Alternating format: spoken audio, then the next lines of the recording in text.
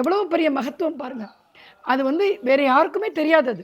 அந்த மந்திரம், இந்த மந்திரத்தை நீ சொன்னால் யார் இறந்தார்களோ அவர் உயிர் பெற்று எழுந்து விடுவார்கள். அன்றிலிருந்து அவருக்கு சுக்கராச்சாரியார் என்ற பெயர் வந்தது. அந்த சுக்கராச்சாரியார் என்ன பண்ணார், திருப்ப அந்த மந்திரங்களை எல்லாம் கற்றுக்கொண்டு மிகச்சிறந்த ஒரு ஆற்றலோடு தன்னுடைய பழைய நண்பனை காண்பதற்காக தன்னுடைய ரிஷி ஆங்கிரசி மகரிஷி ஆசிரமத்திற்கு வந்தார். அப்போ அவர் என்ன சொன்னாராம், நான் இப்போது தேவர்களுக்கெல்லாம் ஒரு குருவான பிரகஸ்பதி என்ற பெயரில் வந்துவிட்டேன். இனிமேல் உனக்கு என்னுடன் எந்த வேலையும் இல்லை, இங்கே உனக்கு எந்த இடமும் இல்லை என்று சொல்லி அனுப்பி வைத்தார்.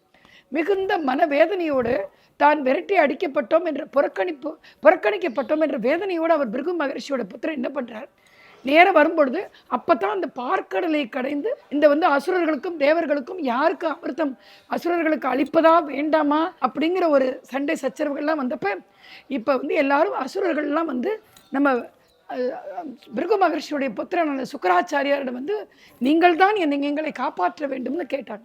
அப்போ சுக்கராச்சாரியார் என்ன சொன்னாரா, நான் அசுரர்களுக்கெல்லாம் குருவாக இருந்து உங்களை நான் வழிநடத்துகிறேன் அப்படின்னு அந்த பதவியை ஏற்றுக்கொண்டார். அப்போ தேவர்களுக்கெல்லாம் குருவான பிரகஸ்பதிக்கு எதிராக அசுரர்களுக்கு குருவாக மாறி தேவர்களுக்கு ஒரு சிம்ம சுப்பனமாக அவர் காட்சியளித்தார்.